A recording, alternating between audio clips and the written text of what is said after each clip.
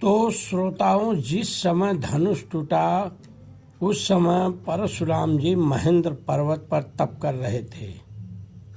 ये वहाँ से भागे भागे दौड़े आए हैं, सभा में आए। सब देखकर श्रोताओं डर गए।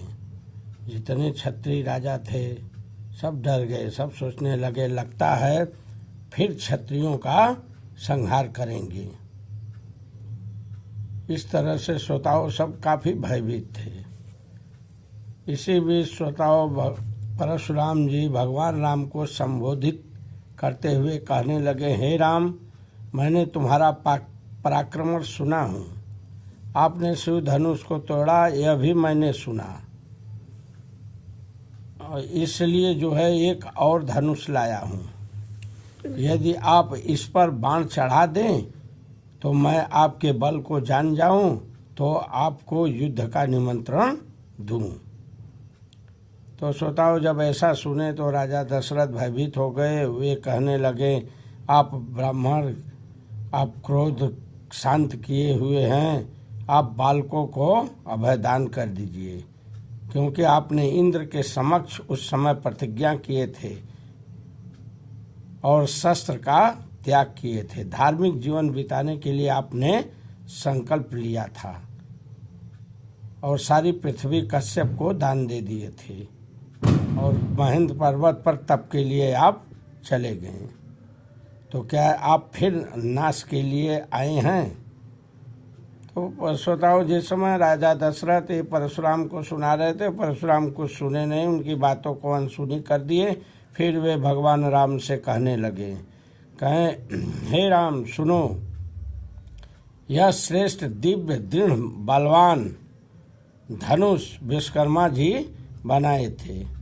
2 धनुष बनाए थे। एक तो शंकर जी को उन्होंने दे दिए त्रिपुरासुर का वध करने के लिए और दूसरा धनुष विष्णु भगवान को अर्पण किए थे। सो यह मेरे पास है, इस पर आप बाण चढ़ाइए, तब मैं जानूं और आपको युद्ध के लिए निमंत्रित करूं। फिर तो भगवान जब इतना सुने भगवान राम, तो इनका थोड़ा क्रोध श्रोताओं वहाँ बढ़ा और इन्होंने कहा, आप हम क्षत्रियों का अपमान कर रहे हैं। ऐसा कुछ श्रोताओं कहकर जो है उन्होंने जो है तुरंत परशुराम से धनुष ले लिए। धनुष लिए हैं, उस पर जो है बाण चढ़ा दिए और कहें, बोलिए इसको मैं अब कहाँ छोड़ूं, क्योंकि यह वैष्णव धनुष है। बताइए इसको मैं कहाँ छोड़ूं? मैं आपके गमन शक्ति को कहो तो नष्ट कर दूं अभी, या साधन स्वरूप कर्मों को विनाश कर दूं। तो श्रोताओं, ऐसा जब कहने लगे, परशुराम जान गए जो है इनकी शक्ति को। तो परशुराम अपने को जो है हारा हुआ माने वहाँ पर कहे हैं कि मैंने आपसे पराजित हो गया, हे राम आप बाण को छोड़िए। तो ऐसा जो है श्रोताओं जब कहे हैं तो भगवान राम उस वैष्णव बाण को छोड़े हैं और वह जो है परशुराम के द्वारा जो अर्जित लोक था, तप के द्वारा इनका अर्जित लोक था, परशुराम ने जो तप किए थे, तो अर्जित लोक जो है जितना था वो विनिष्ट हो गया।